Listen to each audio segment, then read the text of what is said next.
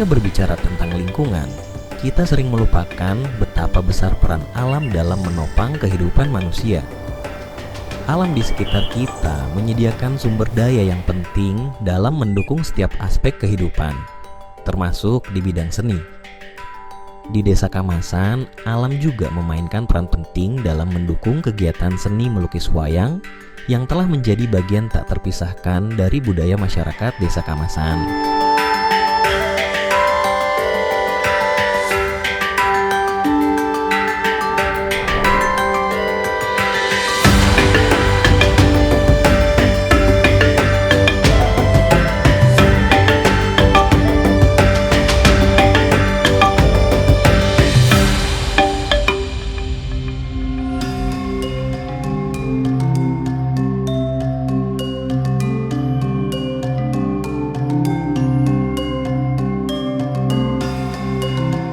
Jadi mungkin menurut sejarah yang pernah yang pelajari, jadi seni lukis tersebut ada itu sekitar abad 16 ya, ketika pemerintahan dalam Gel-Gel ya.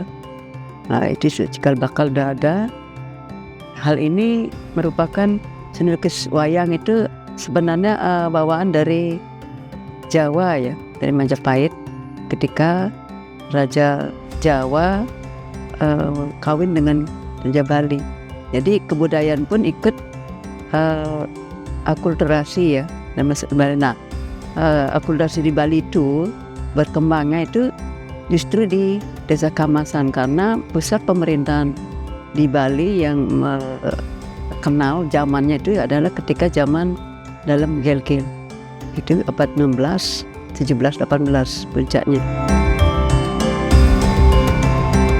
Lukisan Kamasan ini adalah sebagai ibunya lukisan di Bali. Pertama kali ada lukisan di Bali ya wayang Kamasan.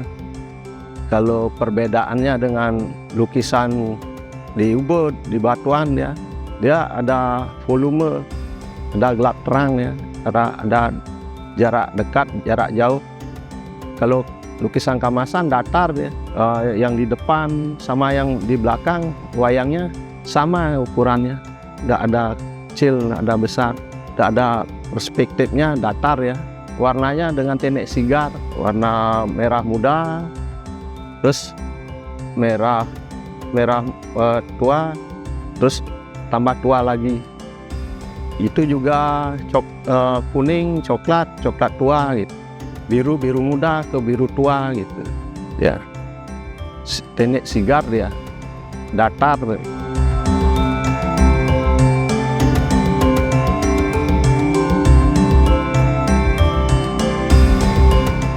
Wayang Kamasan yang diciptakan oleh leluhur kami yang ada di Kamasan itu punya ciri khas tersendiri.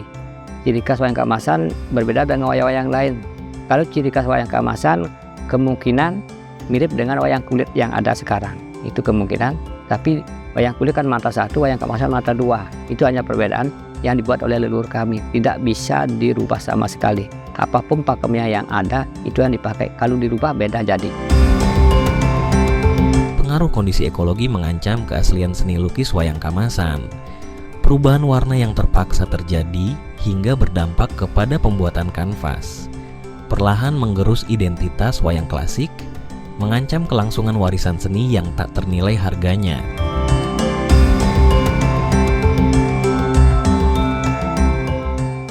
Dulu bahan dari tahun 90 ke bawah masih menggunakan warna alam, terus 90 ke atas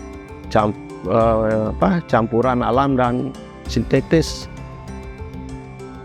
Kalau sekarang banyak berlari udah ke warna sintetis. Karena dulu kalau pohon-pohon kayak gitu kan ada di sekitar kita ada kan.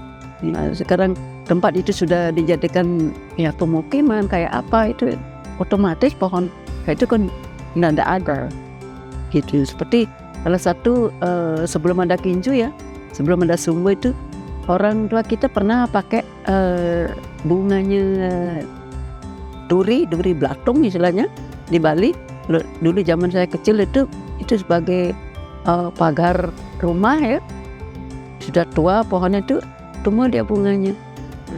Dari bunga itu bisa kita manfaatkan untuk warna merah.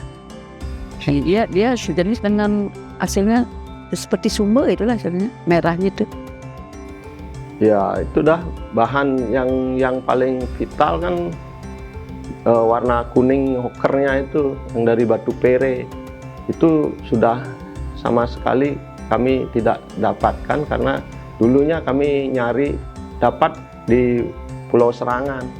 Kalau sekarang sudah direklamasi, sudah tidak bisa didapatkan.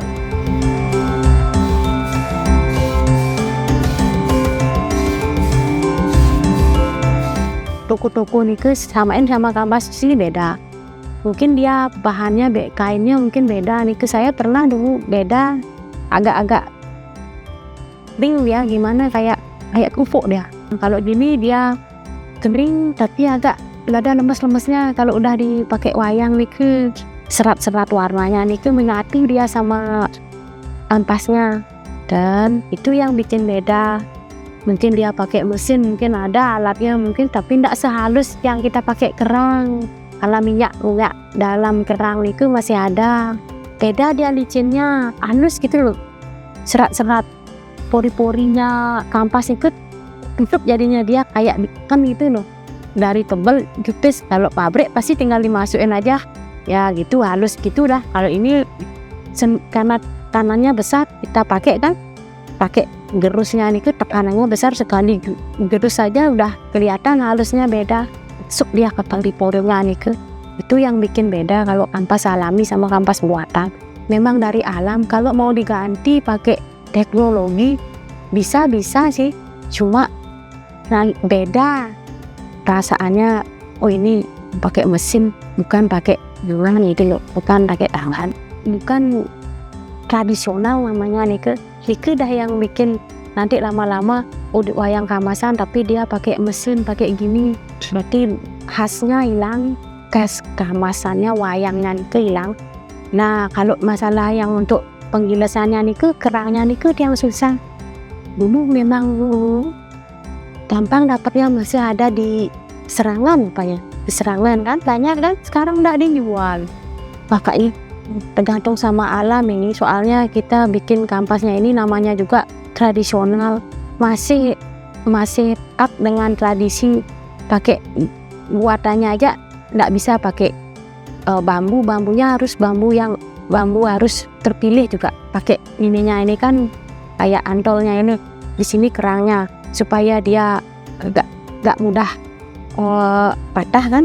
Ada di ngampel saya pakai. Itu susah sekali nyari. Dengan alih fungsi lahan, perubahan iklim, dan kondisi alam yang terus bergejolak, kehidupan kita terancam oleh kekuatan yang tak bisa dikendalikan. Dalam menghadapi tantangan ini, peran etika lingkungan menjadi perisai terakhir dalam menjaga keseimbangan dan harmoni di tengah perubahan yang mengguncang. Ya, jadi kalau kita berbicara tentang etika lingkungan itu sebenarnya adalah ilmu filsafat yang mengkaji tentang segala sesuatu hal yang baik dan buruk untuk melihat lingkungan. Jadi melihat bagaimana tanggung jawab manusia tidak hanya kepada manusia lain atau tidak hanya kepada diri sendiri, tapi bagaimana manusia juga bertanggung jawab terhadap alam yang ada di sekitarnya. Saat berbicara tentang lingkungan itu kan pasti kita berbicara tentang unsur-unsur abiotik, biotik, dan juga culture, budaya. Maka berbicara tentang etika lingkungan sebenarnya tidak hanya berbicara tentang iklim, tidak hanya berbicara tentang cuaca, hutan, pohon, tetapi juga berbicara tentang bagaimana perilaku manusia dalam konteks budaya yang menunjukkan tanggung jawabnya terhadap alam sekitar. Berbicara mengenai etika lingkungan, di etika lingkungan itu sebagai salah satu cabang dari etika, terutama etika khusus, ataupun juga dapat dimasukkan sebagai bagian dari etika sosial. Nah, dimana di dalam etika lingkungan dan etika lingkungan hidup itu membahas juga hubungan antara manusia dengan manusia yang lain, hubungan antara manusia dengan lingkungannya, termasuk di dalamnya berada alam semesta. Nah, oleh karena itu manusia memang sebagai bagian dari lingkungan hidup ini juga harus berlaku menurut norma-norma, aturan-aturan sehingga lingkungan itu tidak rusak dan juga lingkungan dapat terawat dan tertata dengan baik-baiknya, sehingga manusia perlu selalu memperhatikan norma-norma, kemudian aturan-aturan bagaimana kita menjaga lingkungan itu supaya manusia dapat hidup dengan nyaman dan harmonis. Di tengah krisis lingkungan yang terus berlanjut, harapan kita ada pada tindakan nyata. Mari bersama menjaga alam demi masa depan yang lebih indah dan warisan budaya tetap lestari bagi anak cucu kita.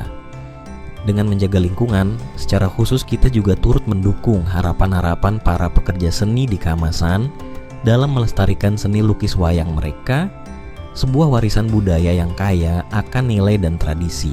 Berharap sekali khususnya pemerintah dalam di dinas-dinas yang terkait ya agar memperhatikan, karena satu-satunya lukisan klasik yang ada di Bali cuma lukisan klasik Kamasan. Jadi biar ada semacam apa, kalau saya kepingin sebenarnya lukisan Kamasan itu khususnya di tempat saya di sini di Glungkung itu mestinya sekolah-sekolah itu dikasih pakai dalam kurikulum muatan lokal itu belajar melukis wayang Kamasan, karena satu-satunya ikon Glungkung terutama itu adalah lukisan Kamasan. Ya, harapan kami untuk bisa menjaga dan melestarikan dari lukisan Kamasan ini, sangat kiranya pemerintah itu harus juga bisa memperhatikan sesuatu lah untuk dari untuk bisa menjaga warisan ini agar masih bisa bertahan ya, bisa bertahan dan generasi muda mau melestarikan. Secara pribadi, harapan Tiang sebagai pelukis wayang Kamasan, kemungkinan sangat besar harapan saya untuk lestarikan wayang Kamasan. Bagaimana caranya? Seperti Tiang adalah membuat sangat kecil untuk bisa melestarikan wayang Kamasan. Siapa yang mau belajar, Tiang ajari. Biar segini adanya, yang penting ada pelestarian, itu aja. Supaya wayang Kamasan nantinya tidak punah. Itu aja sebenarnya.